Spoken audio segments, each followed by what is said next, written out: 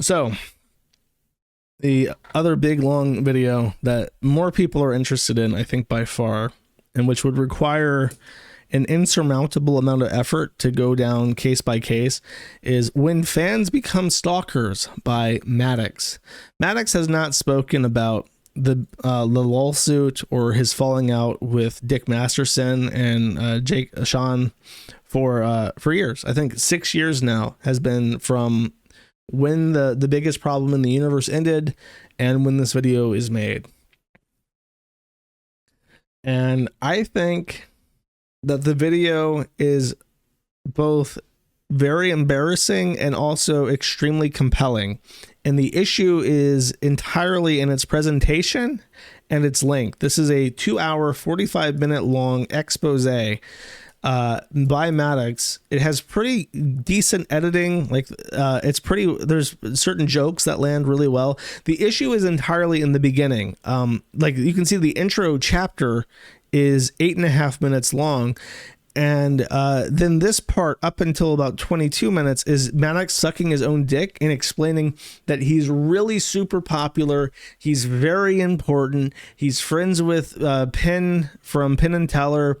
He's done all these great things. He's a New York Times bestseller, yada, yada. So obviously he has rabid fanboys like Dick Masterson. I think that if he didn't have this thing where he had to stroke his own ego and it's not even that, it's 32 minutes before he gets to him explaining why he was silent. I think that if he managed to condense this down to 3 minutes, 1/10 in length. Hi, I'm an author. I've done all this stuff. I did a podcast with this guy called Dick Masterson, and we had a falling out. And then he immediately proceeds to, why he was silent despite all the shit. That would have been a much better video. Unfortunately, he feeds Dick all this bullshit, all this feather pluffing, and he makes his own video less accessible to a normal audience, because who the fuck who doesn't know Maddox is going to listen to this guy suck his own dick for 30 minutes straight? It's really unfortunate, because a lot of what he says is interesting, and the longer that it goes, the better that it gets. At the 2 minute 45-minute mark, it's like his balls are on the table, and it's crazy, and he hides that at 2 hours 45 minutes in. It's like he shouldn't have done that. So yeah, just saying this, I tried listening to Dick's cover of this. I will give you a very brief impersonation. I've watched literally a couple minutes before I got bored of it. It goes like this. Oh my God, he's so crazy. And then Sean goes, yeah, I think that he might have genuine schizophrenia. He's crazy now. It's and then he unpauses it for another 30 seconds and then pauses it. And it's just, it's painful to fucking sit through. He has to pretend that this is the funniest shit possible, no matter what. So he explains why he was quiet, and the reason why he was quiet, in a nutshell, is that he just didn't want to give him attention, because he believed that Dick was just a troll, and that if he had just ignored him, then everything would have resolved itself on its own. However, he alleges that Dick continually provoked him and basically forced him to respond to content, or forced him into a corner in some ways, and never stopped. What Dick would do, instead of just laughing at his whatever his videos, is that he would aggressively go out to events that he was at and harass people and try to get him fired from. Actually, that's later down the line. It just says that his idea was based off his PETA. He said that PETA he realized that PETA's advertising was to get attention, so he thought, I'm not going to talk about PETA anymore, and I'm not going to talk about this guy, and see how that works out. He then calls Dick Masterson completely irrelevant. It's actually kind of embarrassing. I want to see the Maddox blast thing. There's a part where he explains how Dick basically sucked his ass for months and months and months until he agreed to help him. and that was pretty funny. There's a part where there's a book treatment that he wanted to publish where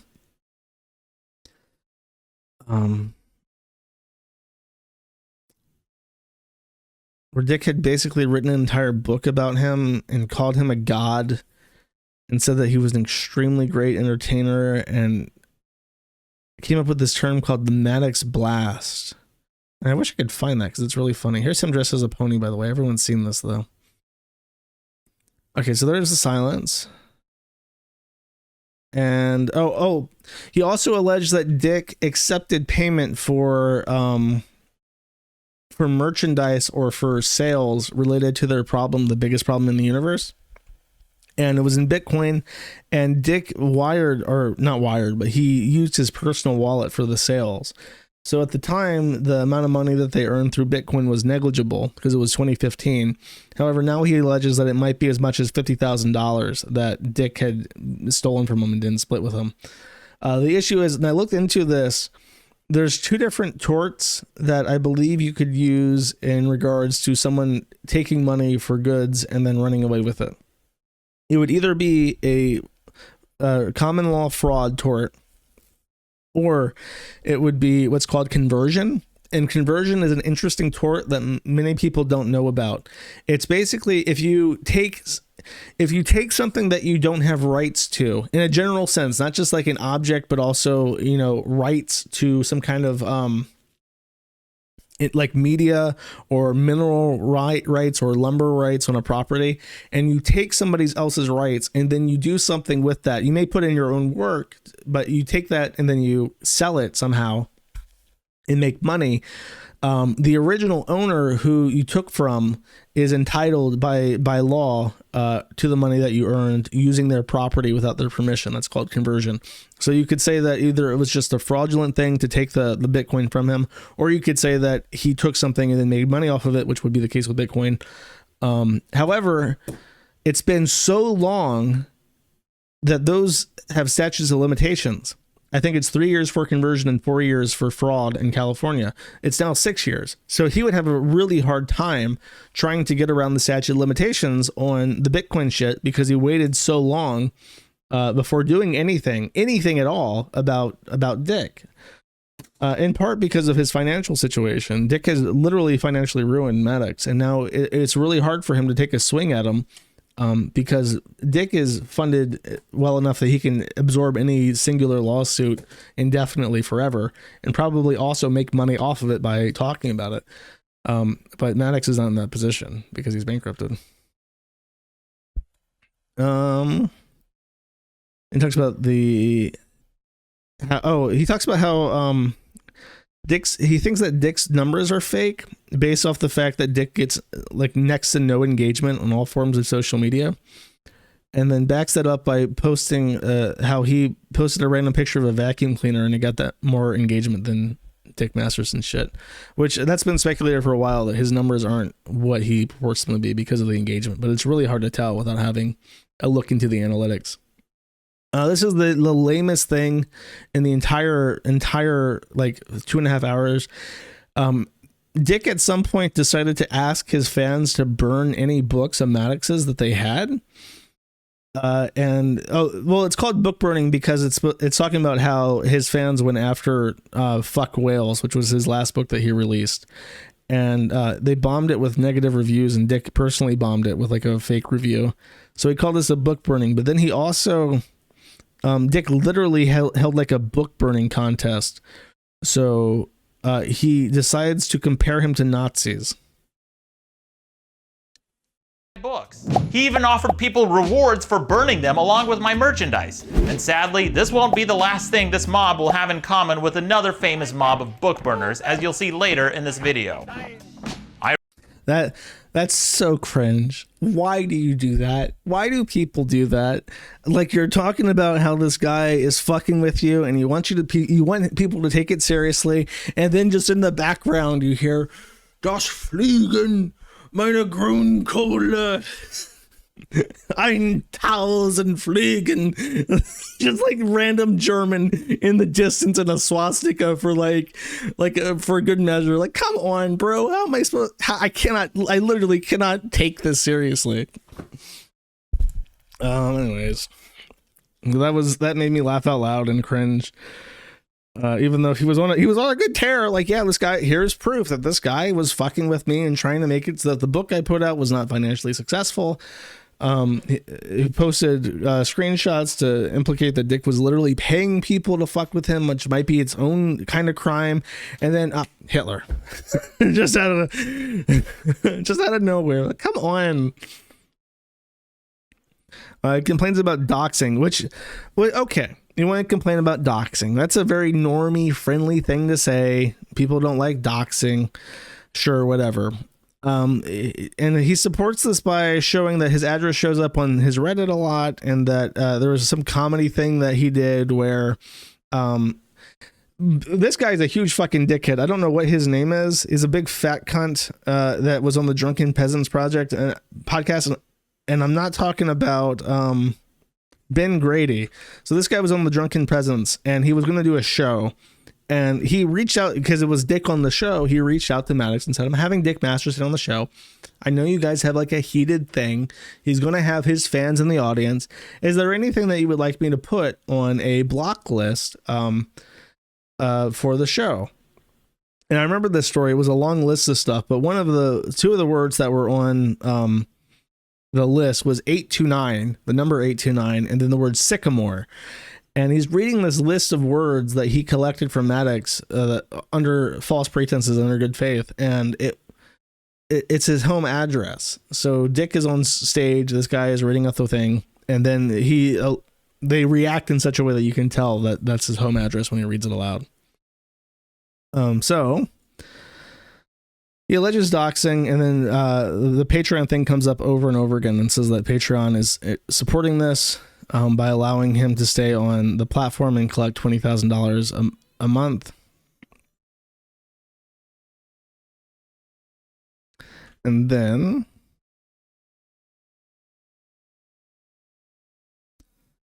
he talks about how Vito is a pedophile and how Digibro is a pedophile, which is actually, he doesn't even talk about how Vito is a pedophile. He should have talked more about how Vito is a pedophile and how he mentions that they rebooted The Biggest Problem in the Universe without his permission because they own the trademark now. But he doesn't talk about how Vito Gasaldi is a fat pedophile. And I don't know why, but he does talk about how Digibro is a pedophile. I guess it apparently took him like 3 years to get this video made, so maybe he had lost track of what was happening. But he doesn't mention Vito, unfortunately. Let's see. Sorry, I'm just kind of scrolling through so that this does not take literally forever. This is also a really, really cringe argument. I'll play this. We have Maddox and that. Maddox is Maddox. By now, it may seem obvious that this stalker is deeply obsessed. So when I rejected him, something in him on a deeper psychological level seems to have snapped. As crazy as this sounds, there is actually a precedent for it. The pop singer Selena This is bullshit. I don't even know why he talks about this. Posted a photo of it, calling it anti-Maddox protection, even though I've never threatened him and haven't even spoken to him in over half a decade. And then he posed with another gun while wearing a shirt with a reference to my book that he attacked, all while his followers openly suggested that he aim it at me. So his complaint is that Dick bought a gun, and he considers that a threat. That's also incredibly gay. Then he complains about the N-word, but this has a purpose, because Dick went out and said, or identify that somebody on the Madcast network had said the N-word on a podcast that was not on the Madcast network. And then because this guy had said the N-word, Dick and his fans went out to all their advertisers, all their sponsors, and said, this is like a racist podcaster. He's on this network. You guys are advertising with them. You should drop him. And he was successful in getting all these sponsors to drop the Madcast network from their financial support. However, obviously that's fucking bullshit. And not only is that bullshit, like, Dick's people are N-word enjoyers. Here's your Nick Rekieta cameo, the blackface lawyer. He makes fun of that. Hazen Cruz was somebody who said the N-word a lot. There's like a big N-word montage of this that I was like, oh, here we go. I think this is it. Pearls to livelihoods. I just want to know if both of you parties involved are a fucking sponsor of this, because you should be horrified. Wow, he sounds really horrified. Holy shit, poor thing. Get this man some pearls to clutch. And what's especially egregious about this is that even if it were true, which it is not, it doesn't seem like this stalker or his hate mob would be the type of people who would have a problem with the N-word. In fact, they seem exactly like the type of people who'd use it themselves. How do I know? Because even though I didn't say it, you know who did? His entire fucking community. The N-word montage sets These are to his dramatic followers. music. His contributors, his guests, his co-hosts, his moderators. And you guessed it. When you're raped by a pack of Fanboy's regular co-host and I remember when Dick was talking about that. He's talking. It's a song about Mel Gibson, called "Imagine If There's No Mel Gibson," and he goes, "I'll play it actually. Let me find this."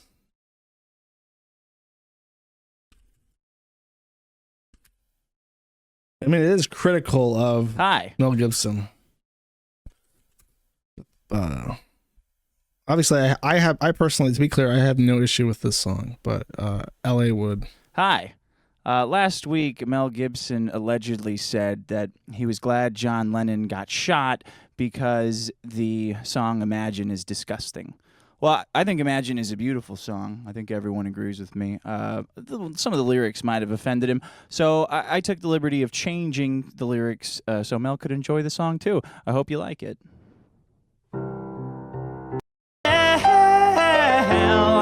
You might say you look like a pig in heat, And it'll surely be your fault when you're raped by a pack of just like Jesus said while he was on the cross. Just like Jesus said while he was on the cross. One of my favorite things about Dick is that he is a actual talented, trained pianist, and it just fits. It fits so well into the Dick persona, the Dick show. I love his branding. I think that's why I was like drawn to show up on his show. It's just like it's so tight. It's just such an amazingly tight branding package. His name is Dick Masterson on the Dick Show, and he's a pianist. Like, that's amazing. That's such clever branding. But yeah, he did say that. He says he does sing it, just to be clear, and then he censors it out. So I don't think he's on the record saying the N-word, which is why he is immunized from such consequences. He does go after Ricada, and he talks about how the Harry's the man purse company dropped him as a sponsor as a result of that.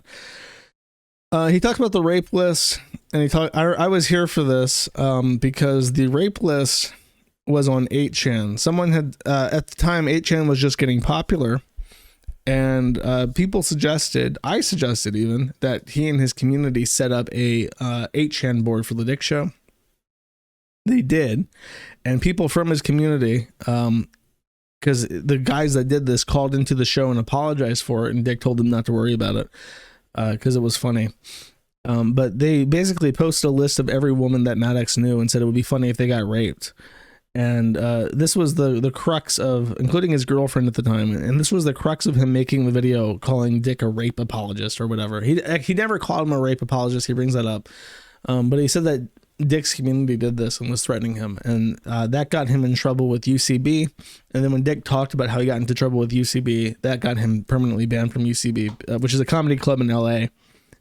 So he took that. That's one of their main grievances. Like, that's really important to the Dick Show lore, because Maddox going out and saying that Dick was responsible for this rape list on 8chan really tanked his prospects within LA, that he was, had been working his entire life on making.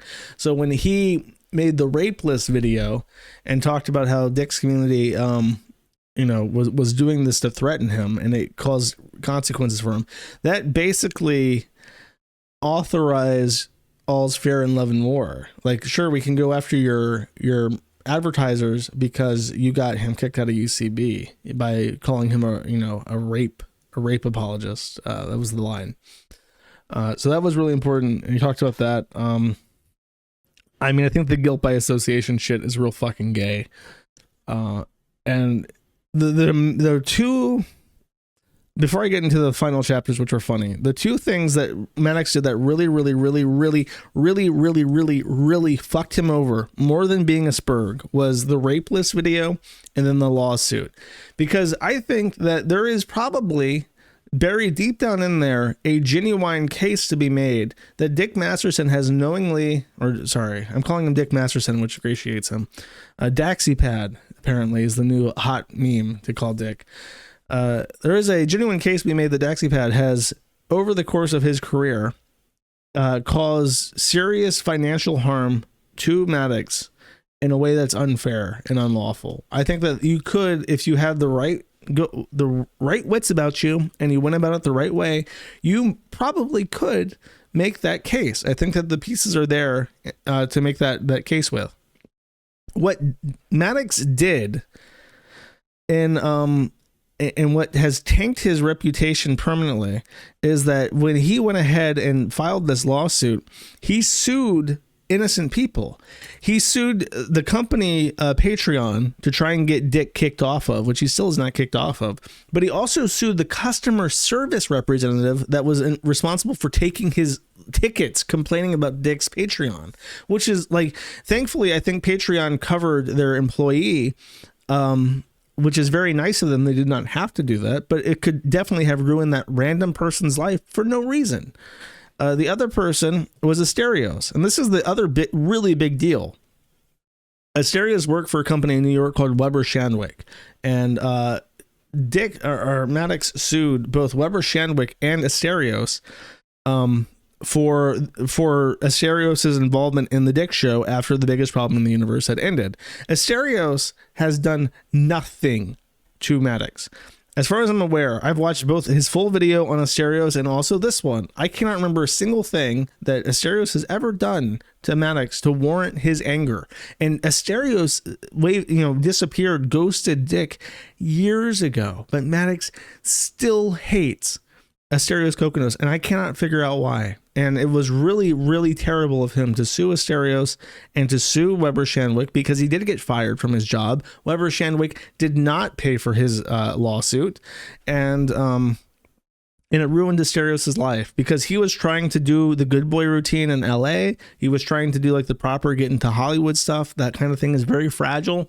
And Maddox like threw a fucking firebomb at this guy and torched all of his prospects in his current job for no reason. And he's still angry at him. And Asterios is not saying anything about Maddox. He's not involved in the Dick Show. He's not doing anything. And I cannot understand it. I don't understand. That is his main issue, is that he ruined that guy's life for no reason. I think the reason why Maddox ruined Asterios' life is that he was associated with Dick and he helped Dick get the Dick Show off of the ground after the biggest problem in the universe. He saw that as betrayal. And most importantly, I think that Asterios' life was way easier to ruin than Dick Masterson's. Dick's life has a foundation that's much stronger, a community base that's very broad and willing to send him money. Asterios did not have that. And he was trying to integrate into the LA structure legitimately, like in the actual way that you're supposed to go about that, as opposed to how Dick did it. And he just over hurt feelings, he fucking ruined that guy's career. And it's like, how can I can't root for you? I want to root for you because I think Dick is a fucking scumbag, and it would be funny to see him get comeuppance for his shitty shit that he's done.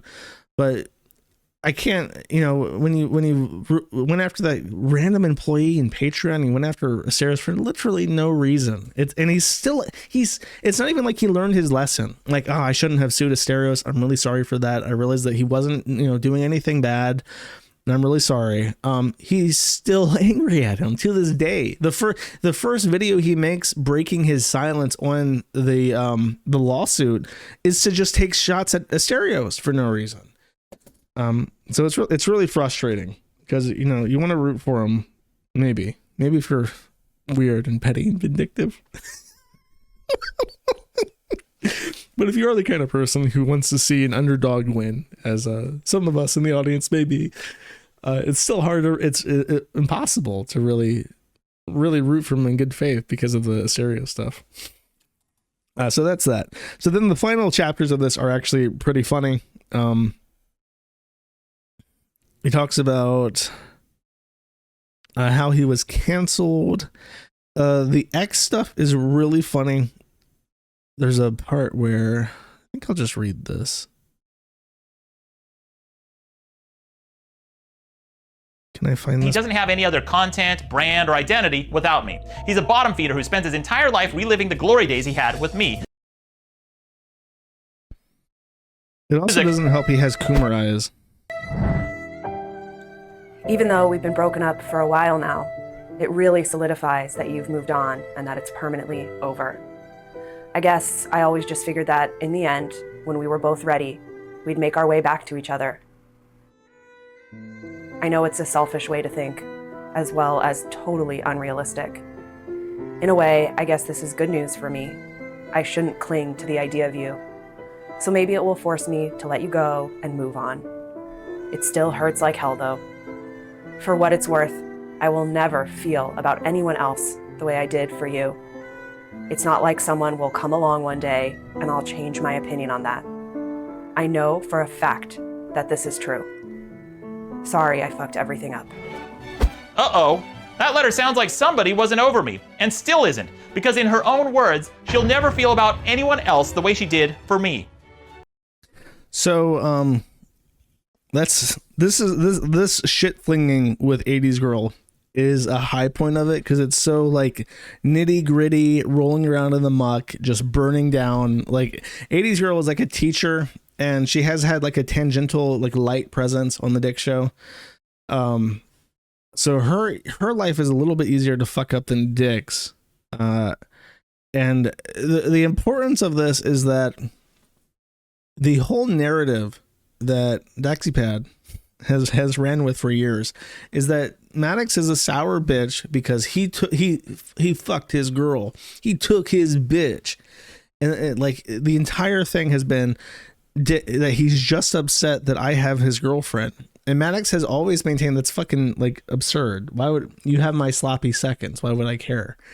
And this email exchange that he's never published before, where she is caught up in feelings, trying to get over him, and he's over her because there's an email that he posts in reply where he calls him Dick a cuck, by the way. He posts his email where he shows that he's telling her we can't be friends until you are not emotionally. You have to be honest with yourself and with me. If you can't get past the fact that I'm dating somebody new, then it will take you some time before we can normalize our friendship. So he basically tells A's girl to fuck off. And this is a very strong contradiction to a baseline narrative that is like critical for Dick's extended universe of like the fight with Maddox. The premise has always been that the root issue was that he had chump syndrome and could never get over the fact that 80s Girl was with him. So there's that.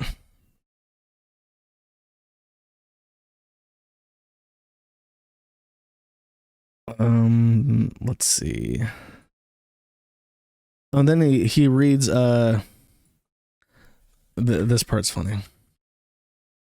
Admit that I did write some really embarrassing and cringy text messages to her, and in the interest of full disclosure, I'm gonna read some of them to you right now.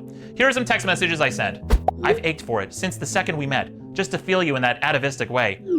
I could fuck you forever, raw and pounding, and soft like a romance novel. I know, it's super embarrassing. I also told her that I just wanted her to say and be anything, and I would worship it, and not to hide how happy and eager I was to please her. I don't know how I'll ever live this down. In fact, I even wrote her a book of poetry. This is super embarrassing, but here's a snippet of a poem called I Want to Believe. I want to believe that love is more than a neurochemically induced state of insanity involving the cohesion of two projected matrices. I want to believe that it's more than animalistic lust and raw atavistic fear and greed. Look, I know I'm going to be ruthlessly mocked for this, that I wrote that as an adult and in that handwriting. Oh, wait a second, hold on. I think I accidentally read the wrong thing. These are actually poems and text messages written by Fanboy. That's right, one of his exes recently did to him what he did to me, and it's much, much worse. He actually sent those text messages to her and gave her a book full of poems that she made public in what may possibly go down as the most hilarious example of what goes around comes around. His jilted ex released pages and pages of this embarrassing, sappy bullshit. Remember earlier when I said his book treatment was the second most embarrassing thing I'd ever read in my entire life? Well, this is the first. And there's a lot more where this came from, and it's one of the many reasons it's a bad idea to secretly date your friend's ex. But the funniest and most tragic reason of all is that sometimes she might be using you to get back to the person she's still in love with. And I know how they both feel about each other because after we broke up, Fanboy told me that he always thought that she was fat. And she came up with a nickname for him because he didn't know how to parallel park and thinks that horror movies are too scary. That nickname is DaxiPad, and he hates it. Okay. That part's very funny. That's all the Jamie Lee Hughes, I think is her name. That story is funny. He doesn't even go into the details. Dick has always claimed that he's a huge playboy swinger who always fucks young bucks. He smashes those 17-year-olds all the time, every day, right? Well, he's been a monogamous I don't know if it's monogamous. I don't know what their status is, but he's been in a long-term relationship with 80s girl for 6 years now because that's when the breakup happened. And during that time, he tried to arrange a threesome with Jamie Lynn Hughes, the woman who he wrote these poems for. And it ended in disaster because 80s girl had written a series of emails to Jamie Lynn Hughes about how Dick had ruined her life, had denied her a family, how she felt like they were going nowhere fast, that she was very unhappy, and that she was willing to try this threesome thing even though she wasn't really into it because she wanted to make Dick happy. And then at some point, because of course anyone willing to do a threesome is going to be neurotic BPD, insane person, Jamie Lynn Hughes blew all this up, posted all of it, and it was a huge embarrassment. And Dick's cope for the shitty poems and stuff is, yeah, of course I wrote that. I'll say anything to smash some box, you know what I'm saying? I'll say anything to get laid. Ha ha ha. I have a feeling though that's not what his emotional state was when he wrote all that shit. So that's all very embarrassing, and it's funny to watch Maddox laugh at it because as terrible as a lot of his shit is, that is pretty fucking embarrassing. The restraining order, he goes over the story with the restraining order was that Maddox's girlfriend was harassing 80s girl and trying to get her fired from her job, calling up the way the story was told was that his girlfriend called up every single school in the entire greater Los Angeles area, saying, hey, does 80s girl work here? And then saying, no, okay. And then she just called every school she could find. And the truth is that she called the board directly and filed a professional conduct complaint because 80s girl had been flinging shit at her first. And because they didn't have money and they didn't lawyer up, but 80s girl did, 80s girl then filed for a restraining order saying that she was trying to harass her employer and won because Maddox's girlfriend was representing herself and 80s girl was funded by Dick. So that's his counter narrative to the restraining order. And that's also, if that's true and his telling of that is accurate, that's also a huge blow to Dick because the restraining order is another thing that's we can do anything. We can treat Maddox like a fucking dog. We can ruin him financially. We can tear apart his prospects. We can go after his advertisers. We can go after anybody who works with him because his girlfriend tried to get 80s girl, a poor innocent teacher, fired from her dream job of educating children. And apparently she was the one that was doing something in the beginning. Do you think he waxes it? Waxes what? I don't even want to know. Don't answer that. then finally the lawsuit. He basically says he lays out that he has a good case for, damages against Dick, but then doesn't mention, he just says that Asterios was like even the fact that he mentions that the lawsuit was thrown out because of jurisdiction and he ran out of money to finance it. And it's like if he had just filed it in LA against Dick directly without involving Patreon and Weber Shandwick and Asterios for no reason, he would have fared much better than how he did it. And if you don't know, he literally filed it in a state that neither of them were in, New York, because that was the state that Weber Shandwick and Asterios were in. So he didn't even just pick the area that would make sense, because they both lived in the same fucking area. They lived right next to each other, so it would make sense to file it in California. No, he went out of his way and filed in New York because he wanted to make sure that it was in Asterios and Weber Shandwick's backyard, so that they would have to answer it.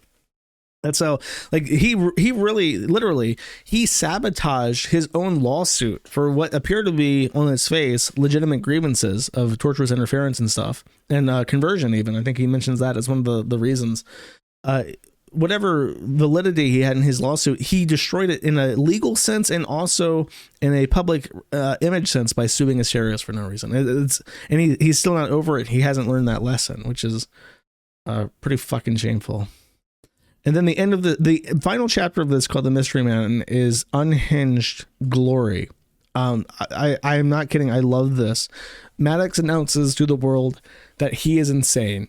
He announces that he is going after Jack Conte, the CEO of Patreon. He is announcing to the world that he is unhinged. He has nothing to lose, and he will kill and eat Daxipad alive if it's the end of him. He's going to go after Patreon. He's going to go after Jack Conte personally. He's going to find every investor to Patreon Inc. and contact them and say, you're funding this fucking lunatic that I hate. And he's going to personally try and destroy Patreon. And not only that, he pulled down a list of everybody who was subscribed to the old Dick Show Facebook group and put them on a website, calling them neo-Nazis. So he's not only going to go after Jack Conte and Patreon and their investors, he's going to go after everyone who follows the Dick Show Facebook group and personally try and ruin them too. I can't endorse that behavior because it goes against everything that I would ever stand for. But at the same time, there is something unimaginably, I can't even put a word to it. It's just unbelievable, literally unbelievable that he would just say, I am going to go full scorched earth on everybody. I hope you all fucking die. I hope that I am the end of you and everything that you cherish. It's like, okay. It's like I can respect the hustle. Okay, that's all I can say. It's I've literally never seen anything like it. I've never seen someone make a 3-hour-long video where they cap it off by saying, I'm going to be the personal reckoning of every single person who has ever slighted me in the last 6 years. Never. I have nothing to compare this with. That's just he's been pushed. This is the nerd rage. He's been pushed around for too long. He's going to go buy a gun and start hunting people. He's going to hunt Jack Conte down. He's going to sneak into Dick's house his mansion. And he's going to find the shotgun that he was complaining about earlier, steal his shotgun and murder Jack Conte with it in an act of unbridled revenge. Okay, and that's the Maddox thing. There's one more thing that I want to add to the Maddox thing. I think that my summary is very concise and hits all the right points. There's one response that I have omitted, and that is a response of Nick Rekieta, who was notified by absolutely everyone that, I didn't even mention this. He bought a domain called nickrekieta.blackfacelawyer.com because at some point Maddox said that Rekieta was a blackface lawyer. Nick sent him a formal cease and desist requesting that he either A, post a public apology saying that he is not a blackface lawyer because while he has worn, this is literally what he says because it's like a joke. It's a formal cease and desist, but it's like a joke. He says he has practiced law and yes, he has worn blackface. However, he has never practiced law in blackface or promoted his legal practice while wearing blackface. Therefore, it is defamation to call him a blackface lawyer.